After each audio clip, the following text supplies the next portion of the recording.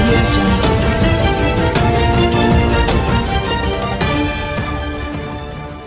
Directors conference పెట్టుకున్నాం. అంతలోనే నిన్న సిబిఐ డైరెక్టర్ అర్ధరాత్రి నాటకం, అంటే కేంద్ర ప్రభుత్వ అధికారాలు లేకపోయినా ఏదైతే సిబిఐ డైరెక్టర్ని నియమించింది ఒక కమిటీ, ప్రధానమంత్రి,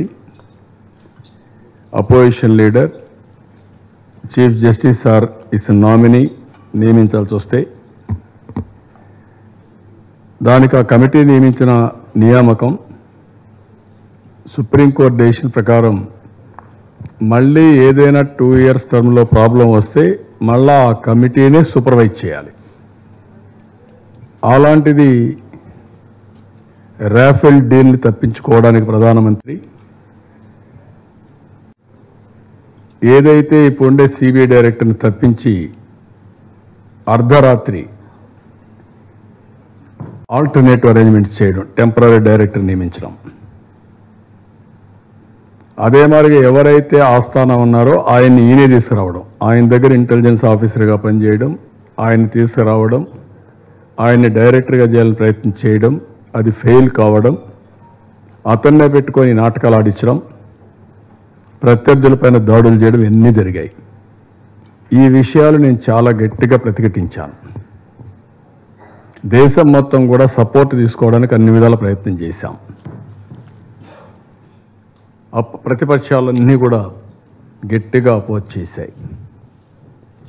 ఈరోజు ఇక్కడ మన రాష్ట్రంలో జరిగే దాడులు మీరు చూస్తే ఇన్కమ్ ట్యాక్స్ మొత్తం పంపించేశారు ఈ రాష్ట్రానికి. విపరీతంగా దాడులు చేసే పరిస్థితికి వచ్చారు. ఎక్కడికక్కడ అంటే భయభ్రాంతులను చేసి ఎవరన్నా పెట్టుబడులు పెట్టాలంటే ఎందుకు పెట్టాలి అని భయపడిపోయే పరిస్థితి తీసుకొచ్చి ఎవరైనా ఈ రాష్ట్రంలో పనిచేయాలి, తెలుగుదేశం పార్టీ నాయకులను కూడా డిమారలైజ్ చేయాలి అనే ఉద్దేశంతో ఇష్టానుసారంగా ఒక పక్క దాడులు మొదలుపెట్టారు. ఇంకొక పక్క ఈరోజు జరిగిన నాటకం మీరు చూస్తే దీన్ని ఏదైనా సరే దీన్ని నేను చాలా తీవ్రంగా ఖండిస్తున్నా. అట్ ది సేమ్ టైం జరిగిన విధానం చూస్తే ఎవరికైనా సందేహం రాకుండా పోదు. ఎక్కడ జరిగిన సంఘటన? ఎయిర్పోర్ట్లో జరిగింది. ఎయిర్పోర్ట్ ఎవరి ఆధీనంలో ఉంది? గవర్నమెంట్ ఆఫ్ ఇండియా ఆధీనంలో ఉంది. రెండోది ఎవరి సెక్యూరిటీ? సిఐఎస్ఎఫ్ ఆధ్వర్యంలో సెక్యూరిటీ ఉంది. అక్కడ జరిగిన సంఘటన జరిగిన తర్వాత ఏం చేయాలి? బాధ్యత ఉండే మనుషులైతే ఇమ్మీడియట్గా సిఐఎస్ఎఫ్ వాళ్ళని పోలీసులకు ఇవ్వాలి, స్థానిక పోలీసులకు ఇవ్వాలి. ఇవ్వడం ఎప్పుడు ఇచ్చారు? 4:30కి ఇచ్చారు ఆ ఎవిడెన్స్ అన్ని. అదే సమయంలో ఎవరైతే అక్యూజ్డ్ కానీ విక్టిమ్ కానీ ఒక బాధ్యతతో ప్రవర్తించాల. బాధ్యతతో ప్రవర్తించకుండా ఏదైతే ఇది జరిగిన తర్వాత నేరుగా హైదరాబాద్ వెళ్ళిపోవడం, కేసు ఉన్నా లేకపోయినా, చిన్న నేరమైనా పెద్ద నేరమైనా, ఒక సెన్సేషనల్ క్రైమ్ జరిగినప్పుడు ఒక ప్రధానమైనటువంటి పదవిలో ఉండే వ్యక్తి, ఒక అపోజిషన్లో ఉండే వ్యక్తి నేరుగా బాధ్యతారాహిత్యంగా వెళ్ళిపోవడం, అక్కడి నుంచి హైదరాబాద్ ఎయిర్పోర్ట్లో కూడా చెక్ చేయించుకోవడం, అక్కడ ఫస్ట్ ఎయిడ్ అయినాక ఇంటికి వెళ్ళిపోవడం. అప్పటికి చాలామంది దీన్ని అడ్వాంటేజ్గా తీసుకొని ఈయన మనుషులు కానీ కండెమ్ చేయడం. ఇక్కడ మీరు ఒకసారి చూస్తే ఎంత డ్రామాలు ఆడుతున్నారంటే గవర్నరు ఇది జరిగిన తర్వాత ఇమ్మీడియట్గా డీజీపీకి ఫోన్ చేయడం. అంటే ఏ విధంగా రీడ్ చేయాలి? నేను కూడా 14-15 సంవత్సరాలు ముఖ్యమంత్రిగా పనిచేశాను. What is the role of a governor? Phone చేసి రిపోర్ట్ అడగడం, వేరే బోట్ అడగడం, అంటే ఎక్కడికి పోతున్నారు మీరు? అక్కడి నుంచి పవన్ కళ్యాణ్ కండెమ్ చేయడం, కేసీఆర్ కండెమ్ చేయడం, కేటీఆర్ కండెమ్ చేయడం, తెలంగాణ సెక్యూరిటీ ఇవ్వడం, అదే మరి ప్రైవేట్ హాస్పిటల్ పోయి ట్రీట్మెంట్ తీసుకోవడం,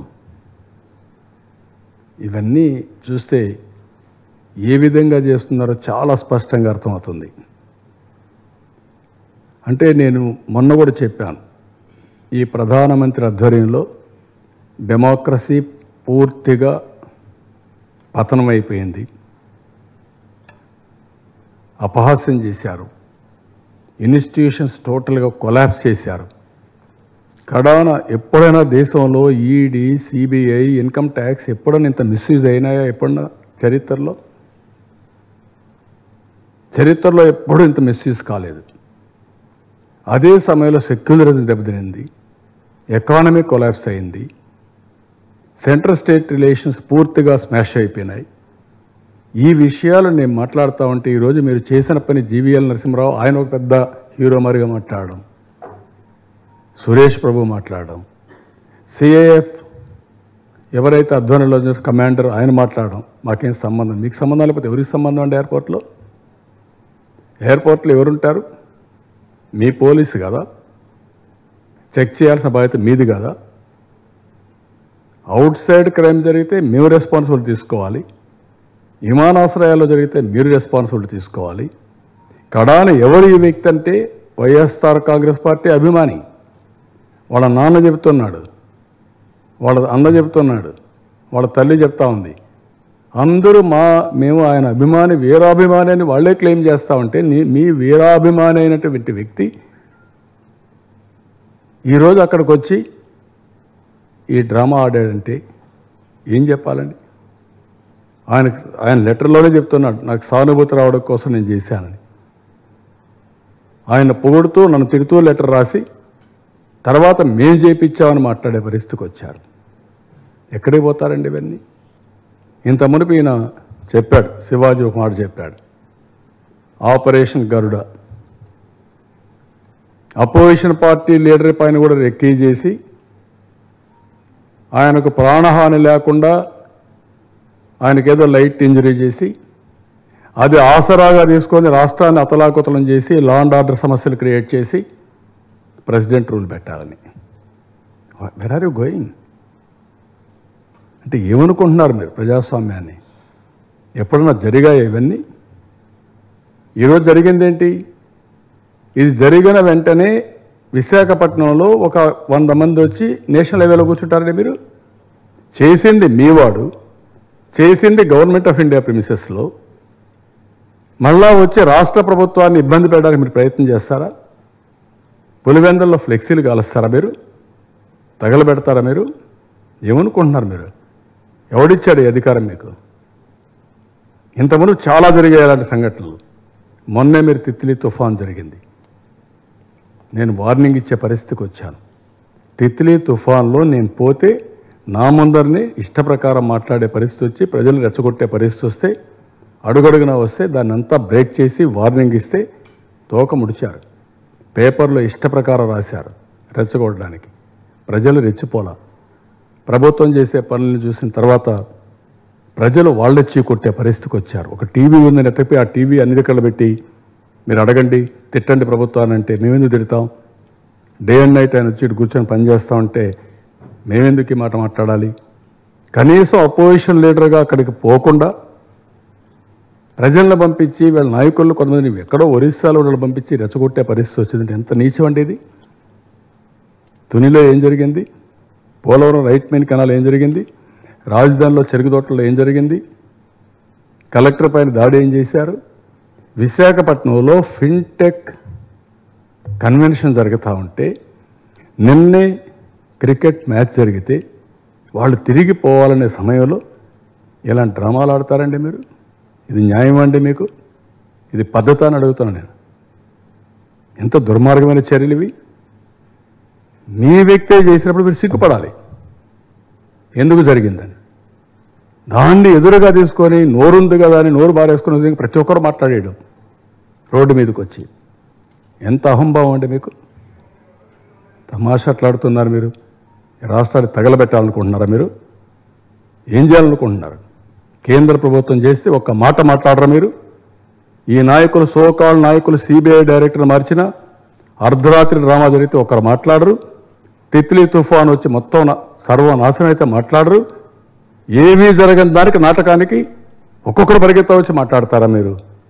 మీరే చేసుకున్న దానికి. ఇలాంటి దాన్ని నేను చాలా తీవ్రంగా ఖండిస్తున్నా, గర్హిస్తున్నా. ఎంత డ్రామాలంటే మీరు ఒక్కసారి ఉదాహరణ చూస్తే ఎయిర్పోర్ట్కి వెళ్ళాడు. నేను అడుగుతున్నాను మిమ్మల్ని, ఒక ప్రతిపక్ష నాయకుడిగా బాధ్యత కలిగిన వ్యక్తి ఒక ఇన్సిడెంట్ జరిగిన తర్వాత నేరుగా పోలీసులకు చెప్పాల్సిన బాధ్యత మీకు లేదు? నేను అడుగుతున్నా. వెళ్ళాలి కదా, పోలీసులు చెప్పాలి కదా. వాళ్ళకు కూడా చెప్పి ఏం చేయాలి, దీనిపైన ఏం చేయాలి. ఓకే, నువ్వు ఎగ్జామినేట్ చేస్తావా ఆ నేరం చేసిన వ్యక్తిని, దట్ ఈస్ డిఫరెంట్ ఇష్యూ. కానీ ఫస్ట్ ఆఫ్ ఆల్ మీకు ఒక బాధ్యత ఉంది. ఆ బాధ్యత ఏంటి? వెళ్ళిపోవడం కాదు, బాధ్యత రాహిత్యంగా అక్కడుండి అక్యూజ్డ్ ఏదైతే వీళ్ళు అప్పచెప్పారో విత్ పంచనామాతో కూడా కలిపి, అలాంటప్పుడు ఇతను కూడా కంప్లైంట్ ఇచ్చి, లేకపోతే కాదు ఎగ్జామినేట్ చేయండి, ఐఎమ్ నాట్ బాదర్డ్ అని మీరు చెప్పాలి. అది నీ బాధ్యత. నేరుగా వెళ్ళిపోవడం ఏంటండి? దాని తర్వాత అక్కడుండే సిఐఎస్ఎఫ్ అధికారులు 4:30 కంప్లైంట్ ఇస్తారు, పంచనామా ఇవన్నీ. అందులో కూడా అక్కడుండే వెపన్ ఏదైతే ఉందో, ఆ చిన్న నైఫ్ ఏదైతే ఉందో, అది కొంత సమయం చిన్న సీను వాళ్ళ వర్కర్ దగ్గర పెట్టుకొని తర్వాత ఎత్తుకొచ్చి ఇచ్చారని. అంటే దీనికి ఎక్కడ ఫారెన్సిక్ ఉంటుందండి? ఇంకా ఎప్పుడైనా మీరెందుకు తీసుకోవాలి? అది అక్కడ ఉన్నారు, ఒక సెక్యూరిటీ ఆఫీసరు, ప్రోటోకాల్ ఆఫీసర్ ఉన్నాడు, ఏఎస్ఎఫ్ ఉంది, వాళ్ళకి ఇచ్చేసి ఉండాలి ఇమీడియట్గా. ఇవ్వకుండా మీ దగ్గర ఎందుకు పెట్టుకున్నారు? అదే సమయంలో అతను చాలా క్లియర్గా ఈస్ట్ గోదావరి జిల్లాలో ఉండే వ్యక్తి, ఇంటికి పోతే వైఎస్ఆర్ కాంగ్రెస్ పార్టీ ఫోటోలు ఉన్నాయి, ఆ నాయకుడు ఫోటోలు ఉన్నాయి, వాళ్ళ బ్రదరు మదరు. మేమే షాక్ అవుతున్నాం, మాకే అర్థం కాలేదు ఎందుకు చేశాడు. మేము వైఎస్ఆర్ పార్టీకి ఓటు వేసామని చెప్పడం, అతను స్పీచ్లో నాకు ఇల్లు ఇవ్వలేదని అతను చెప్పడం, ఫ్యామిలీ మాకు ఇల్లు కూడా ఇచ్చారు, ఇల్లు కూడా కట్టుకుంటున్నాం అని వాళ్ళు కూడా చెప్పడం, మేము వైఎస్ఆర్ కాంగ్రెస్ పార్టీ అయినా మాకు ఇల్లు ఇచ్చారని దే అడ్మిటెడ్. ఇన్ని చేస్తే ఇంత నాటకాలు ఆడడం. ఆడ విశాఖ అక్కడ పోతే మీరు చూస్తే చాలా దారుణంగా హాస్పిటల్లో, మొత్తం ఎయిర్పోర్ట్లో. ఇది ఎయిర్పోర్ట్లో ఏంటి, ఒక అమ్మాయి కొత్యాడ లలిత స్వాతి రిపోర్ట్ ఇచ్చింది, అపోలో హాస్పిటల్ డాక్టర్. ఇక్కడ YS Jaganmohan Reddy found with a injury. There is an incised wound of 0.5 centimeter length and 0.5 centimeters depth approximately on the left shoulder laterally. The wound have been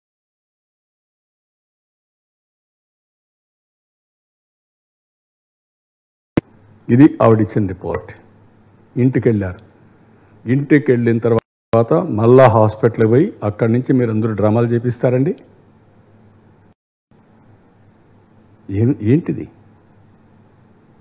is it fair? Is it the way? ఒక dignity ఉండే నాయకత్వం చేయవలసిన పరిస్థితి అని అడుగుతున్నా. ఇదేనా procedure అని అడుగుతున్నా. First of all I won't appreciate all these things. అది వేరే. ఎవడైనా లా అండ్ ఆర్డర్ చేతికి తీసుకోవాలి, that is the last day for him. I'm very clear. మొన్న కూడా పోలీస్ మీట్లో కూడా చెప్పాను. కానీ డ్రామాలు ఆడాలంటే కూడా అంతే. కేంద్ర ప్రభుత్వాన్ని కూడా హెచ్చరిస్తున్నాం, మీ డ్రామాలు ఇక్కడ జరగనీయం. మీరు ఇబ్బందులు పెట్టాలనుకుంటున్నారు, ఆ ఇబ్బందులన్నీ మీకే తగులుతాయి, నాకు కాదు. ప్రతిరోజు మీరు చేసే కార్యక్రమాల వల్ల మీకు రాబోయే రోజుల్లో ఇంకా హెవీ పెనాల్టీ పే చేయాల్సి వస్తుంది తప్ప మాకేదో ఇవన్నీ ఉన్నాయి మా ఇష్ట ప్రకారం చేస్తామంటే కాదు. ఆ రోజు ఆపరేషన్ గరుడలో శివాజీ చెప్పినట్టు చూస్తే ఈ నెపం పెట్టుకొని రేపు కోర్టుకు వెళ్ళి ఆయన పర్సనల్ అపియరెన్స్ ఎగ్జంప్షన్ తీసుకోవాలా, గవర్నమెంట్ ఆఫ్ ఇండియా దానికి యాక్సెప్ట్ చేయాలా, అక్కడి నుంచి ఈయన ఫ్రీగా తిరగాల. అంటే ఏ విధంగా నాటకాలు ఆడుతున్నారు. దీనికి తెలంగాణ గవర్నమెంట్ మా దగ్గర సెక్యూరిటీ కూడా లేదు ఇప్పుడు, కాబట్టి మేము సెక్యూరిటీ కూడా ఇవ్వలేము, వాళ్ళకు ఫైల్ చేశారు. అంటే తెలంగాణ గవర్నమెంట్, కేంద్ర ప్రభుత్వం ఆడే నాటకాలు ఇవన్నీ. ఈ నాటకాల్లో వీళ్ళ ఇష్ట ప్రకారం ఆడుతూ ఆంధ్రప్రదేశ్ ప్రజానీకానికి మోసం చేయాలని, ఈ రాష్ట్రంలో ఒక అస్థిరత్వాన్ని సృష్టించి అరాచకాలు చేసి పబ్బం గడుపుకోవాలనుకుంటున్నారు. అది ఇక్కడ జరగదు. ఆ విషయం మీరు గుర్తుపెట్టుకోవాలి. మీరు మంచిగా ఉండండి, మాకేం అబ్జెక్షన్ లేదు. కానీ మేము అడిగింది మిమ్మల్ని ప్రత్యేక హోదా అడిగాం. ఆ రోజు ఇచ్చిన ప్రామిస్ అది. అదే మాదిరిగా విభజన చట్టంలో ఉండే హామీలు నెరవేర్చమన్నాం. అది కూడా చట్టంలో ఉండే హామీలు. ఇవి అడిగిన దానికి మా మీద దాడులు చేస్తూ వీళ్ళు ఒక్క మాట మాట్లాడరు. వైఎస్ఆర్ కాంగ్రెస్ పార్టీ, పవన్ కళ్యాణ్, అదే మరి వాళ్ళకి తోడు ఇప్పుడు బెదిరింపులకు స్టార్ట్ అయింది కేసీఆర్. ఇది మంచి పద్ధతి కాదు. ఆ విషయం మీరు గుర్తుపెట్టుకోవాల్సిన అవసరం ఉంది. ఎంత ఆగమేఘాలు తిత్లీ పైన ఒక మాట మాట్లాడినటువంటి కేసీఆర్ అండ్ కేటీఆర్ అండ్ కవిత ఈ ఇష్యూ పైన ఆగమేఘాల పైన సపోర్ట్. అక్కడంత నష్టం జరిగితే మాట్లాడలేదు మన మీద. ఎంత మమకారం అండి వీళ్ళకు. ఎంత ద్వేషాన్ని ఎందుకు పెంచుకుంటున్నారు మీరు? నేను అడుగుతున్నా ఈ రాష్ట్రం పట్ల. ఇది మంచి పద్ధతి కాదు. ఆ విషయం వీళ్ళు గుర్తుపెట్టుకోవాల్సిన అవసరం ఉంది.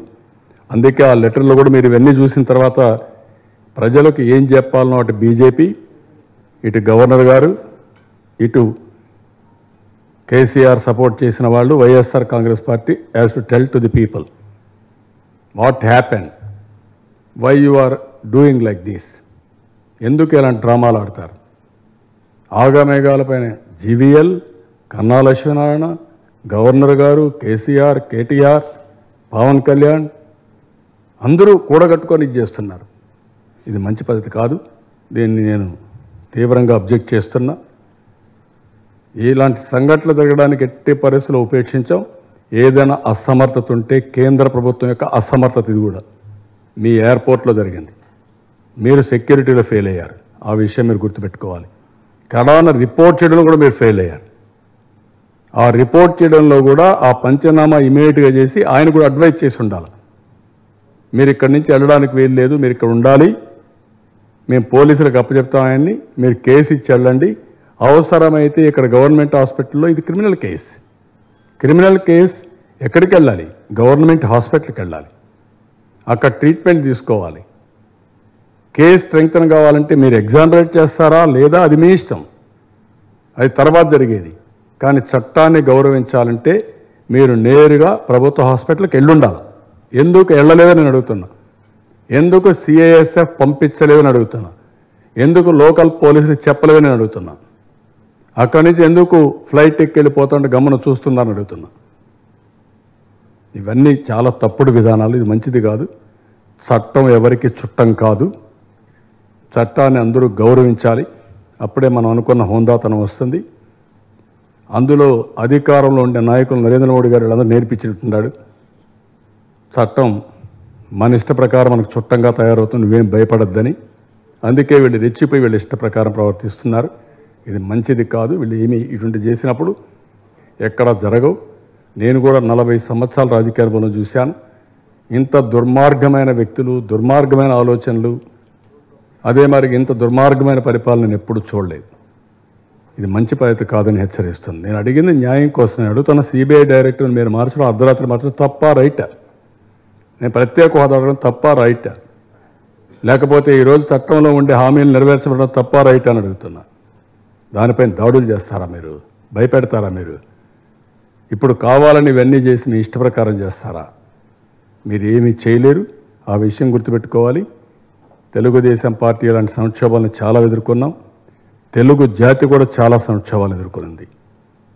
ఈరోజు మీరు చేసే ప్రతి ఒక్క దాడి ఆంధ్రప్రదేశ్లో ఉండే ప్రజల పైన దాడిది. ఆ విషయం గుర్తుపెట్టుకోవాలి. ఈరోజు మీరు ఇన్కమ్ ట్యాక్స్ వచ్చి దాడి చేసినా, లేకుంటే దేశంలో ఉండే వ్యవస్థలన్నీ భ్రష్టు పట్టిస్తూ ఉంటే ప్రశ్నిస్తే తిరిగి మన మీద పడినా, ఇవన్నీ మంచి పద్ధతి కాదని కూడా హెచ్చరిస్తున్నా. ఆల్ డాక్యుమెంట్స్ మీకు ఇస్తాం, మీరు ఒకసారి చూడండి. చూసిన తర్వాత ఇలాంటి నాయకుల్ని ఏ విధంగా మనం సొసైటీకి చెప్పాలి, ఎక్కడికి పోతున్నారండి? ఇంత దుర్మార్గమైన కార్యక్రమాలు, ఇంత నీచమైన కార్యక్రమాలు చేసే వాళ్ళు ఏమనాల? అది కూడా మనం దీంట్లో ఇంకా ఏమన్నాయని పోలీసులు చెప్పాం. చట్టం దాని పని చేస్తుంది. ఎవరెవరు ఉన్నారు, ఎట్లా రాశారు, ఏం జరిగింది అవన్నీ కూడా ఎంక్వైరీ చేస్తారు. ఎంక్వైరీ చేసి దానిపైన ఎవరు బాధ్యత అయితే వాళ్ళందరిపైన యాక్షన్ తీసుకుంటారు. కానీ ఇలాంటి చౌకబారు రాజకీయాలు మాత్రం నేను చాలా తీవ్రంగా ఖండిస్తున్నా, గర్హిస్తున్నా.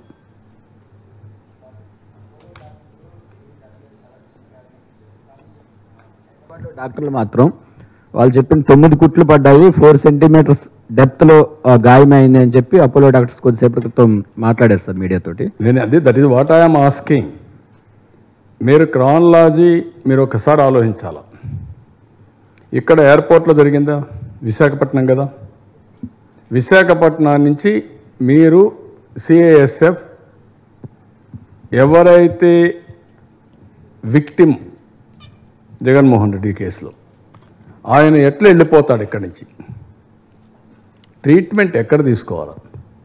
గవర్నమెంట్ హాస్పిటల్లో తీసుకోవాలి. గవర్నమెంట్ హాస్పిటల్లో తీసుకోకుండా వెళ్ళిపోవడం. వెళ్ళిపోయిన తర్వాత ఎక్కడికి వెళ్ళారు మీరు? ఎయిర్పోర్ట్ దిగుతానే ఈ డాక్టర్ వచ్చి చెక్ చేసింది, రిపోర్ట్ వచ్చింది. ఇంటికి వెళ్ళారు. ఇంటికి వెళ్ళి అందరూ చెప్పారు ఈయనకి, మేమేదో పెద్ద ఇష్యూ చేసి ప్రభుత్వాన్ని పడగొట్టేయాలనుకుంటా ఉంటే నువ్వేంటనే మరి చేసావంటే అక్కడి నుంచి డ్రామా మొదలుపెట్టారు. ఇది కాదా? ప్రైవేట్ హాస్పిటల్ పోయి is it the way? That is what I'm asking you. You tell me justification. అక్కడి నుంచి ప్రైవేట్ హాస్పిటల్ పోతే ఇష్ట ప్రకారం రాస్తారా మీరు? ఇది పద్ధతి? ఇది ప్రజాస్వామ్యం. ఇది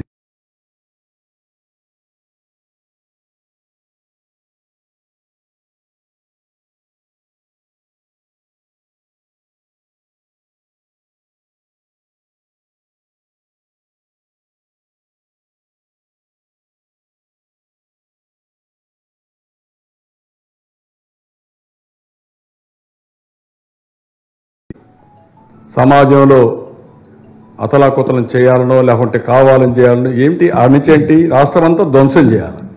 స్టార్ట్ చేశారు పులివెందుల్లో. సమయానుకూలంగా పనిచేయకపోయింటే ఇంకా ఆడిని తగలబెట్టి ఏదో జరిగిపోయిందని ఇష్ట ప్రకారం మాట్లాడి మీరు చూశారు. ఒక 2-3 గంటల్లోనే మాకు సభ్యత ఉండి దీన్ని కండెమ్ చేసి దీన్ని వదిలి ఇట్లా ఏం చేయాలని ఆలోచిస్తూ ఉంటే కలెక్టర్స్ కాన్ఫరెన్స్లో సభ్యత లేకుండా ఇష్ట ప్రకారం మాట్లాడ మొదలుపెట్టేశారు, ప్రజలను రెచ్చగొట్టాలని. ఒక్కొక్కరు ఒక ఇష్టంగా. నేను అడుగుతున్నా, వీటికంటే సమాధానం చెప్పడు పని. What is the answer for you? ఈరోజు వచ్చారు, ఎయిర్పోర్ట్లో జరిగింది. ఎస్, నేను ఖండిస్తున్నా. ప్రజాస్వామ్యంలో హింసకు తావలేదు. At the same time who is he? అతన్ని పనిష్ చేయాలంటే మీరు వెళ్ళిపోవడం పనిష్మెంటా? కనీసం కంప్లైంట్ కూడా ఇవ్వకుండా, కనీసం హాస్పిటల్ పోయి మీకు తెలియదా? మెడికల్ కేసు కదా ఇది,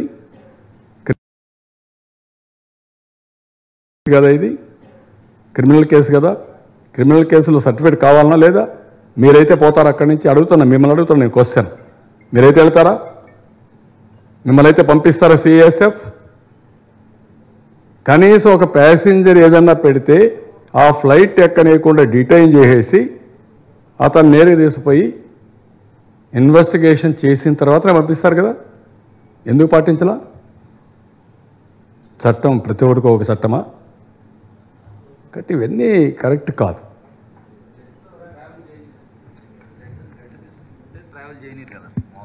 అదే నేను చెప్పేది. ఎక్కనివ్వరు కదా, ఫ్లైట్ ఎక్కనిరు.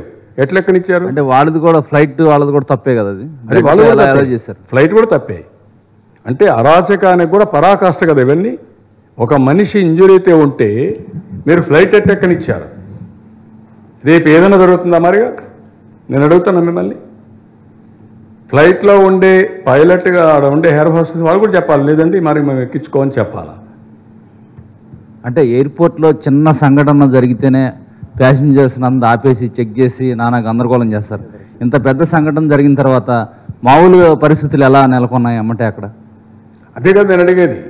పరిస్థితులు కాదు, ఇది జరిగిన తర్వాత ఆయన 10 నిమిషాలుగా 12:40కి ఇన్సిడెంట్ జరిగింది. 1 గంటకు అనుకుంటా ఫ్లైట్. దర్జాగా వెళ్ళిపోయాడు, వాళ్ళు వదిలేసి వెళ్ళిపోయారు. వాళ్ళు కూడా ఏం పట్టించుకోలేదు. సిఎస్ఎఫ్ ఏం పట్టించుకోలేదు.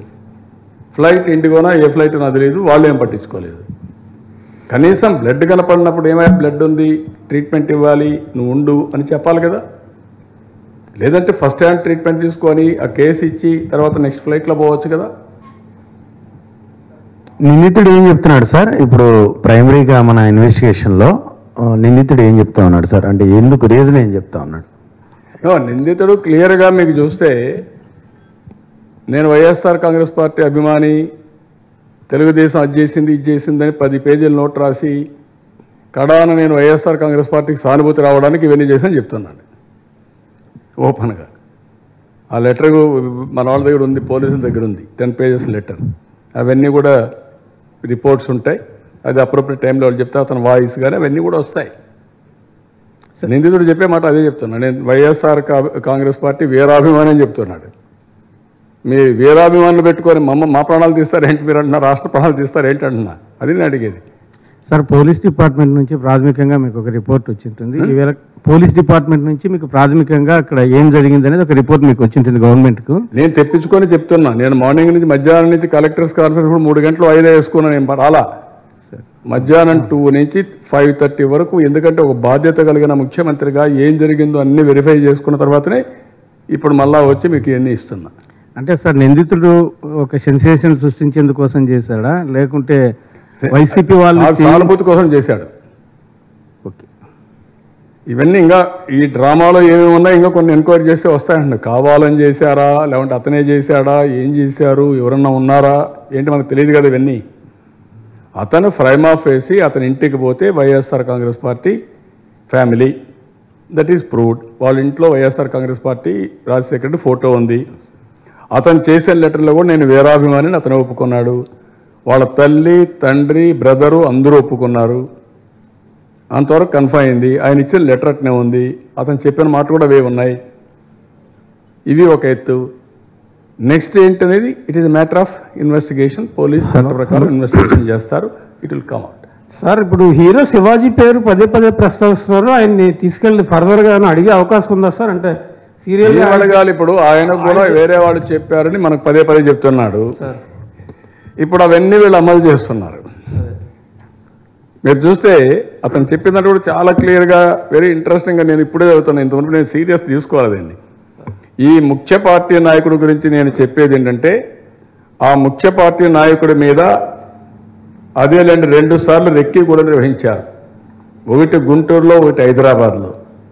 అతడి మీద ప్రాణహాని లేకుండా పగడ్బందీగా ఒక దాడి చేయడం, ఆ ప్రాణహాని లేని దాడుల పట్ల ఈ రాష్ట్రంలో అలజడులు చేయడం, ఆ దాడులు మొదలైన తర్వాత ఆ ముఖ్య పార్టీ నేతకు కొన్ని విషయాల్లో కొన్ని ఊరట్లు లభించడం. అంటే టుమారో కోర్టు నుంచి ఎగ్జామిషన్ ఇప్పుడు చెప్పేది కాదు, ఇది 2-3 నెలల క్రితం చెప్పాడు. అప్పుడు మీ ముందునే చెప్పాడు. అంతే. అవన్నీ ఇప్పుడు అమలు అవుతాయి. పాపం నిజంగా ఇప్పటికీ అతను అమాయకుడే. మేము చాలా తెలివైన వాళ్ళని ఆ పార్టీ ముఖ్య నాయకులు అనుకుంటారు, వాళ్ళు కూడా అమాయకులే అని చెప్తూ, కానీ అసలు ఏమిటంటే పనంతా జాతీయ పార్టీ చేస్తుంది. ఇదంతా అయిపోయిన తర్వాత ఇతర పూర్తి ఓరటైతే మాత్రం రాదు. ఇక్కడ అవి పెండింగ్లో ఉంటాయి కేసులు మాత్రం. అదే మరి ఈ నేత మీద జరిగిన దాడులు కుదరకపోతే రాయలసీమలో ఒక ముఖ్య నేత కుటుంబం మీద నెట్టే ఆలోచన. రెండోది, అది ఎలాగూ ఒక కొలిక్క రాదు, నమ్మరేమో అనే అనుమానంతో ఆంధ్రప్రదేశ్లో అల్లర్లు మొదలవుతాయి. ఈ అల్లర్లు బీహార్ నుంచి, ఒరిస్సా నుంచి, వేరే రాష్ట్రాల నుంచి తెస్తారు. ఇక్కడి నుంచి అది ఏంటో తెలుసా, అలా అల్లర్లు చేసి కడాన సిబిఐ ఎంక్వైరీలు వేసి, లేకపోతే ఇవన్నీ కూడా పెట్టి కడాన ప్రెసిడెంట్ రూల్ పెట్టి తెలుగుదేశం పార్టీ అధికారం లేకుండా చేయడం ముఖ్యమైన ఉద్దేశం. Where are you going? ఇది సినిమా స్క్రిప్ట్ కాదు, ఇది కాంగ్రెస్ బీజేపీ పార్టీ చేసే స్క్రిప్ట్, ఆటలు. అంటే మీరు ఏమనుకుంటున్నారు నాకైతే అర్థం కావడంలా. తమాషాన రాజకీయం అంటే ఎవ్రీడే ఆ జీవీఎల్, ఈ రామ్ మాధవ్ ఏంటి ఇవన్నీ? అగ్రిగోల్డ్ ఎవరిది ఇది? ఈ పాపం మీది కదా? అంత ప్రేమ వచ్చిందా మీకు? 6 రాష్ట్రాల్లో ఉంది. తీసుకోండి, మీకు ఇస్తా, కేసు ఇస్తాను, తీసుకోండి, మొత్తం తీసుకోండి, మీరు ఇవ్వండి, మీకు ధైర్యం అంటే. గవర్నమెంట్ ఆఫ్ ఇండియాకు ఆంధ్రప్రదేశ్ మీద చాలా అభిమానం కదా. You take this issue. Corruption గురించి, మమ్మల్ని గురించి మాట్లాడతారా మీరు? దేశాన్ని భ్రష్టు పట్టించి సర్వనాశనం చేసి ప్రజలంతా చీకొట్టే పరిస్థితి వస్తే ఇక్కడికి వచ్చి మాట్లాడతారా మీరు? కొంచెం హుందాగా ఉంటే ఇష్టానుసారంగా రెచ్చిపోవాలనుకుంటున్నారు. అది మంచి పద్ధతి కాదు. ఆ విషయం మీరు గుర్తుపెట్టుకోవాలి. నేను పోరాడేది ప్రజల కోసం పోరాడుతున్నా. మీరేదో దాడులు చేస్తే బెదిరిస్తే భయపడే సమస్య ఉండదు. ఆ విషయం మీరు గుర్తుపెట్టుకోవాల్సిన అవసరం ఉంది. కానీ ఇంత హుందాతనం లేని పోరాటం నా జీవితంలో నేను ఎప్పుడు చూడలేదు. చాలా పోరాటాలు నా అంత నేను ఫేస్ చేసినన్ని క్రైసిస్ రాజకీయంగా ఎవరు ఫేస్ చేసి ఉండరు. కానీ న్యాయం కోసం పోరాడా. ప్రతి ఒక్క క్రైసిస్లో నేనే గెలిచాను. ఆ విషయం మీరు గుర్తుపెట్టుకోవాలి. సార్, గవర్నర్ డీజీపీతో మాట్లాడిన విషయం అంటే మీరు గతంలో ఇప్పుడు గవర్నర్ మీద నేరుగా వ్యాఖ్యలు చేసింది లేదు, కానీ ఈ ఇన్సిడెంట్లో గవర్నర్ డీజీపీతో మాట్లాడడాన్ని ఎలా చూస్తున్నారు మీరు? ఎందుకు తప్పు కదా ఇది? నేను సీఎంగా 15 సంవత్సరాలు ఉన్నా. ఏదైనా ఉంటే ఆయన రిటర్న్గా అడగాల, ఏదైనా ఉంటే గవర్నమెంట్కి చెప్పాలా, మా దగ్గర నుంచి తీసుకోవాలి తప్ప డైరెక్ట్గా ఆఫీసర్లకు ఫోన్ చేసే అధికారం గవర్నర్కి లేదు. ఆ విషయం గుర్తుపెట్టుకోవాలి. కాబట్టి అడ్మినిస్ట్రేషన్ ఈజ్ మైన్. నేనేం కొత్త కాదు పాలిటిక్స్కి. నేను ముఖ్యమంత్రిగా కొత్తగా రాలా. 14 సంవత్సరాలు ముఖ్యమంత్రిగా చేశాను. జాతీయ రాజకీయాల్లో అనేక ప్రత్యామ్నాయాలు ఏర్పాటు చేశాం.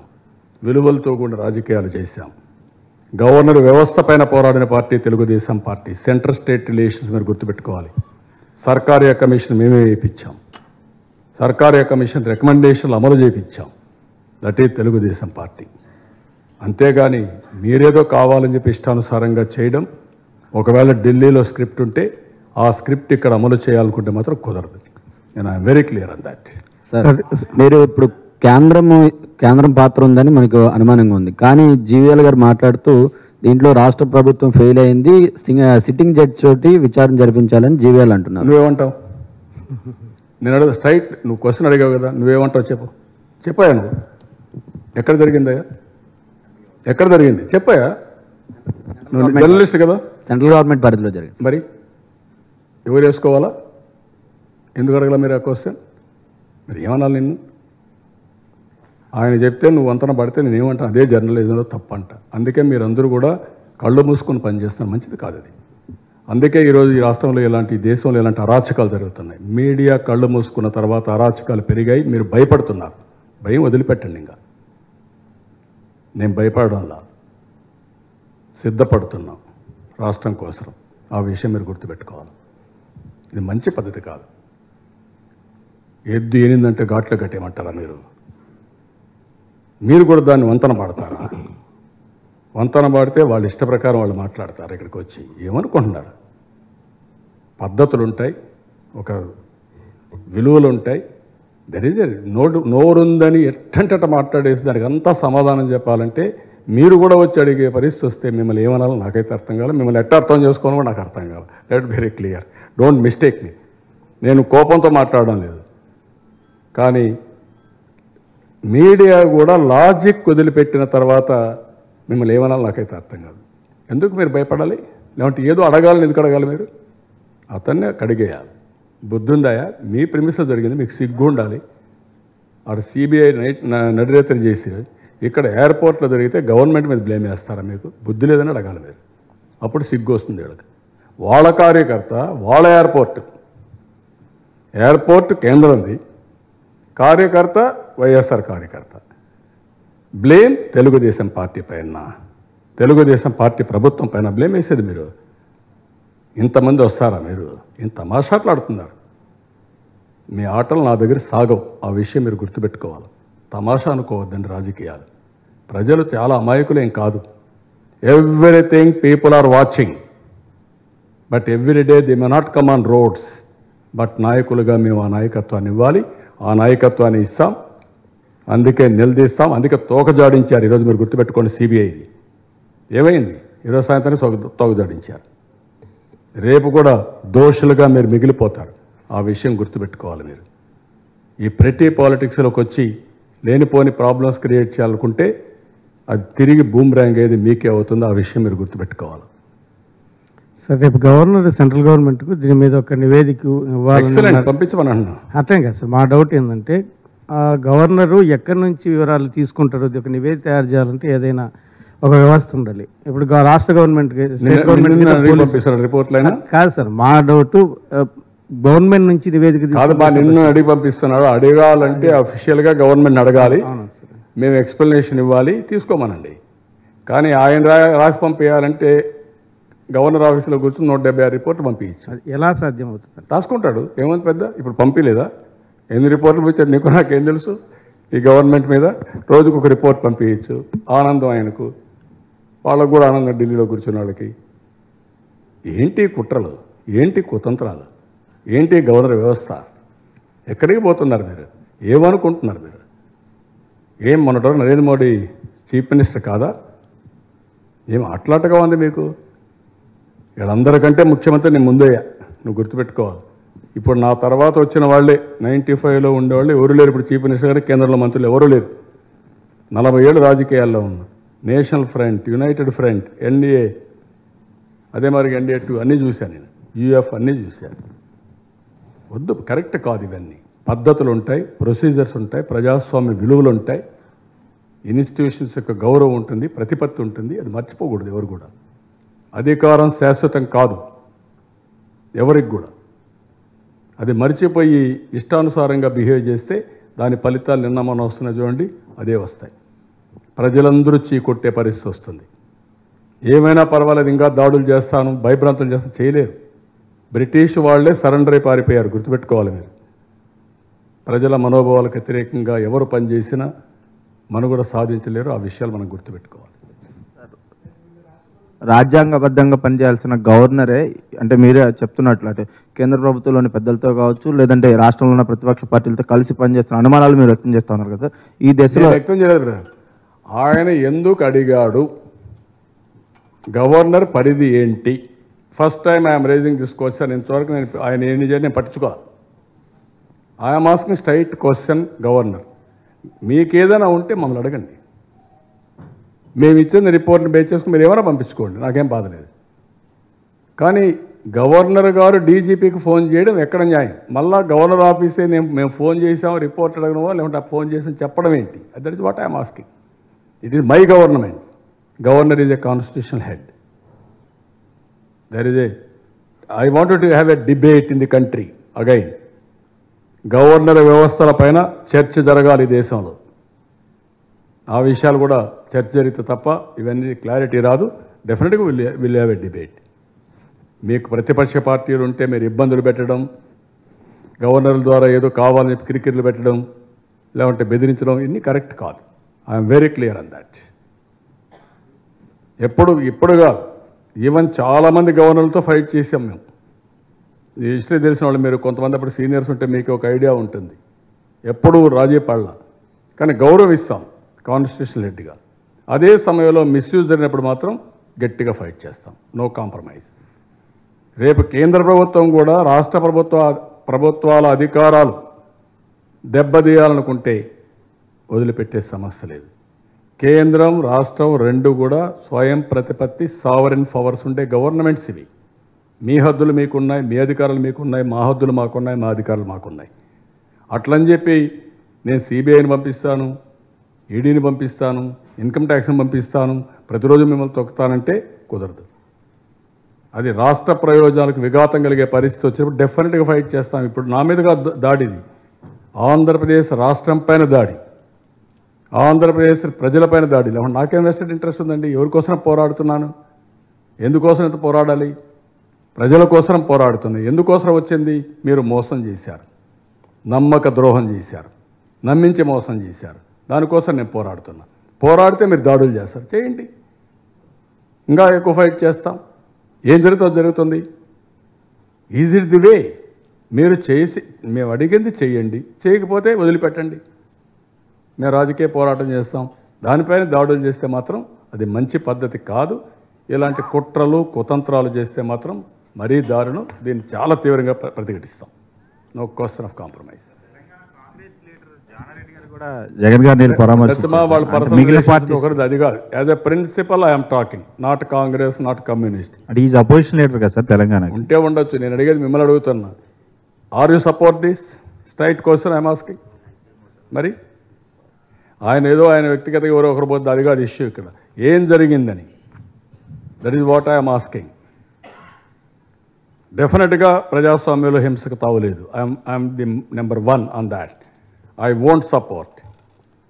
ఎవరైనా సరే, మా పార్టీ కానీ ఇంకో పార్టీ కానీ ఎవరైనా సరే ఈ రాష్ట్రంలో హింసని ప్రోత్సహించడం కానీ హింస చేయడం కానీ I won't appreciate, I won't tolerate, I won't allow that type of attitude. At the same time డ్రామాలు ఆడడం ఇంకా ప్రమాదం. అది గుర్తుపెట్టుకోవాలి మీరు. ఈ డ్రామాలు ఆడితే మాత్రం చాలా దారుణంగా ఉంటాయి. ఆ డ్రామాలు కట్టిపెట్టండి. టక టక టక ఇక్కడ కలెక్టర్స్ కాన్ఫరెన్స్ అవుతా ఉంది, అర్ధ గంటలో ప్రతి ఒక్కరు కమ్ముకొని వస్తారండి. వెర్ ఆర్ యూ గోయింగ్ అండి? ఏంటి నాకు అర్థం కాలేదు. అంతలోనే టక టక టక రోడ్డు మీద మనుషులు వస్తారండి. బస్సులు నిలిపేయాలి, బస్సులు తగలబెట్టేయాలి. ఆడ నుంచి మొత్తం రాష్ట్రం అతలాకుతలం అయిపోవాలి. అక్కడి నుంచి రేపటి నుంచి ఓఎమ్మ రాష్ట్రంలో మొత్తం ఫెయిల్ అయిపోయింది కాబట్టి ప్రెసిడెంట్ రూల్ పెట్టేయాలి. చేయండి అయా, చేస్తే ఏమవుతుంది? ధర్నాలు చేయండి, సిగ్గుపడండి. మీరు ప్రజలకు క్షమాపణ చెప్పుకోండి. మీ ధర్నాల్లో మా నాయకుడే, మా కార్యకర్త వచ్చి మా నాయకుడిని పొడిచాడని చెప్పుకోండి. ఎవరు తిన్నారు మిమ్మల్ని? మా నాయకుడు గొప్ప నాయకుడు. కేసు జరిగిన తర్వాత కూడా పోలీస్ కంప్లైంట్ కూడా వెళ్ళలేదు, నేరుగా హైదరాబాద్కి వెళ్ళిపోయాడు. హైదరాబాద్ వెళ్ళిపోయి ఎయిర్పోర్ట్లో కూడా చెప్పారు నీకేమీ లేదు, ఊరికే దీనికంతా ఆయింట్మెంట్ వేసుకో వెళ్ళమంటే వెళ్ళి ఇంటికి వెళ్ళాడు. మళ్ళీ వేరే వాళ్ళు చెప్పారు, ఢిల్లీ నుంచి ఫోన్ చేశారు, నువ్వు హాస్పిటల్కి అడ్మిట్ కావా, అక్కడవన్నీ మేము నడిపిస్తామని. మా నాయకుడు హాస్పిటల్కి చెప్పండి మాట, అంతే కదా. అక్కడి నుంచి దీనావస్థలో పడుకున్నారు, ఇక్కడి నుంచి నవ్వుకుంటా పోయాడు. హాస్పిటల్లో మాత్రం చాలా ప్యాథటిక్గా పడుకున్నాడు కదా. చూసారా ఫోటో? ఏమైనా మీరు చెప్పండి పోనీ. చాలా ప్యాథటిక్గా పడుకున్నాడు. ఈ నుంచి మాత్రం వీరోచితంగా పోయాడు. ఏది సట్టు కూడా ఇక్కడ దాన్ని చెనగలేదు. చెనగలేదా? హాస్పిటల్కి అక్కడి నుంచి వెళ్ళా కదా, ఇంటికి వెళ్ళాడు కదా. నువ్వు చూసావా? నేనేది చూడలేదు. మొత్తం ఇన్వెస్టిగేషన్లో వస్తుంది, అప్పుడు చూద్దాం. లేకపోతే నేనంతా చూసింది పేపర్లో చూసింది ఇవి ఇంటర్ప్రిటేషన్స్ తప్ప ఇంకోటి కాదు. నేనేది అపహాస్యం చేయడం లేదు. నేను I'm very clear, I'm very serious about it. రాజకీయాల్లో హోందాతనం చాలా ముఖ్యం. రాజకీయాల్లో విలువలు చాలా ముఖ్యం. అదే సమయంలో రాజకీయాలను అడ్డం పెట్టుకొని సానుభూతి సంపాదించాలనో ప్రజల్ని రెచ్చగొట్టి రాజకీయ లబ్ధి పొందాలనుకోవడం చాలా దారుణం. అది కరెక్ట్ కాదు. దాన్ని చాలా తీవ్రంగా ఖండిస్తున్నాను. ఒక్క మాట సిబిఐ డైరెక్టర్ని తీసేసే మాట్లాడిన వీళ్ళు ఈ విషయంలో కమ్ముకొని వస్తారండి. దేశం ఏమైనా పర్వాలేదు, మొత్తం ఏదైనా పర్వాలేదు, కానీ వీళ్ళు మాత్రం బురద జల్లేయాలి వేరే వాళ్ళపైన. ఏది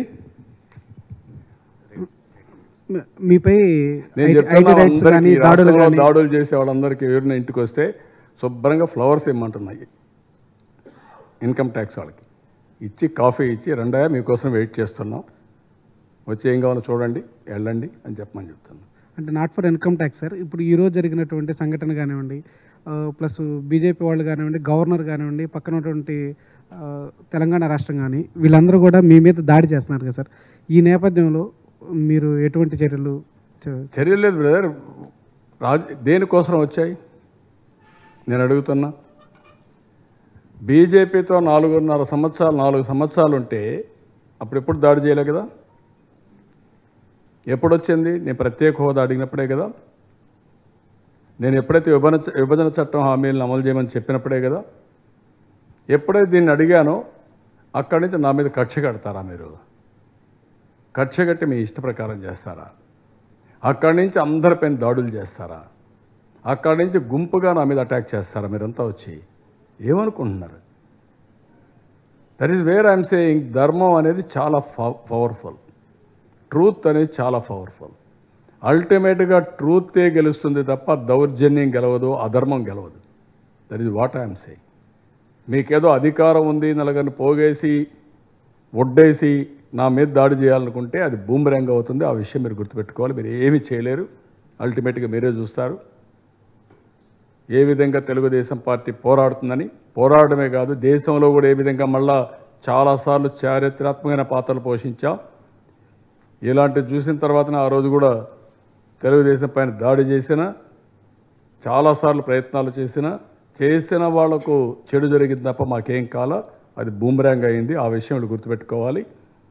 ఎన్టీ రామారావు గారు తెలుగుదేశం పార్టీ పెట్టిన ఇది లగ్నం చాలా పవర్ఫుల్ లగ్నం ఇది. ఆ విషయం మీరు గుర్తుపెట్టుకోవాలా, ఏమీ కాదు. ఓకే, ఇంకేమైనా డౌట్స్ ఉన్నాయి మీకు? నేను ఏమైనా డౌట్స్ ఉంటే I want to clarify everything to you.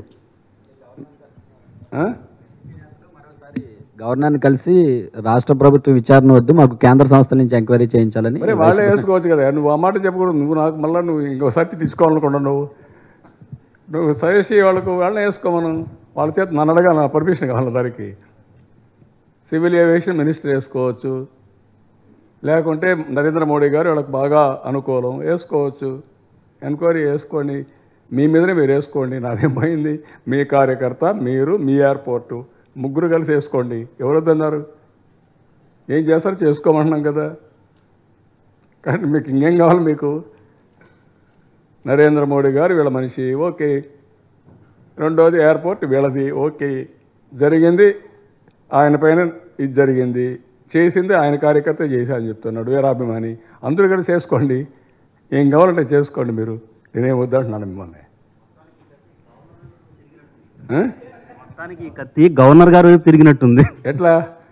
మొత్తం డీజీపీ గారికి నేరుగా ఫోన్ చేయడం, ఇష్యూ అంతా గవర్నర్ గారు చుట్టూ తిరుగుతుంది. తప్పు కదా గవర్నర్ చేయడం. I'm asking straight question. ఎప్పుడన్నా విన్నారా ఏంటి? That is what I'm asking. అంటే నేను గమ్మునుండాలనా? డీజీని రిపోర్ట్ అడిగాము అని మీతో చెప్పారా మళ్ళీ? ఎవరు? అదే డీజీని మేము రిపోర్ట్ అడిగాము అని చెప్పి సీఎంఓ ఫోన్ చేసి చెప్పారు. నాకు చెప్పలేదు. గవర్నర్ పేషి నుంచి ఏమన్నా మన నాకు చెప్పలేదు. వాళ్ళు లేదు, ప్రెస్లో వచ్చింది చెప్తాను. గవర్నర్ ఫోన్ చేశారు, నాకు చెప్పలేదు. గవర్నర్ నాకు రిపోర్టు డీజీపీ డైరెక్ట్గా అడిగావో నాకే చెప్తాడు, నాకు చెప్పలేదు. కానీ క్వశ్చన్ ఏంటంటే ఇక్కడ ఒక సీనియర్ నాయకుడిగా ఈ దేశంలో నేను కూడా ఇది తప్పు అని చెప్పకపోతే ఎవరు చెప్తారని అడుగుతున్నా మిమ్మల్ని. Straight question I'm asking you. నాలాంటి వాడు కూడా భయపడి తోక జాడించి భయపడితే ఎవరు చేస్తారండి? ఎవరి కోసం భయపడాలండి? తప్పని చెప్పే ధైర్యం లేకపోతే ఏం జరుగుతుంది దేశంలో? That is what I'm asking. మీరు కొంచెం అటు ఇటు ఆసిలేషన్లో ఉంటారు కదా, నాకు ఆసిలేషన్స్ లేదు. క్లారిటీ ఉంది, స్పష్టత ఉంది. చెడును చెడు అని చెప్తా, మంచిని మంచి అని చెప్తా, అవసరమైతే కండెమ్ చేస్తా, అవసరమైతే పోరాడతా. No question of compromise. Thank you.